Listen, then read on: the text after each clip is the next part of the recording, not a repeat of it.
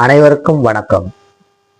நண்பர்களே, லக்னத்திற்கு 3ஆம் பாவத்தில் கேது உள்ள ஜாதகருக்கு இயற்கையிலேயே மருத்துவ குணம் இருக்கும்.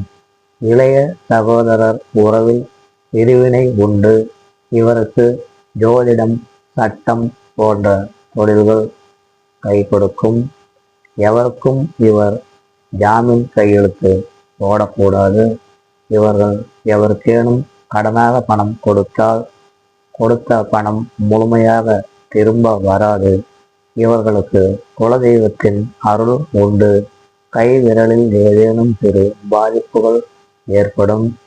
நோய் உள்ளவர்கள் இவர்களிடம் மருந்து வாங்கி உண்பதன் மூலமாக நோய் குணமாகும்.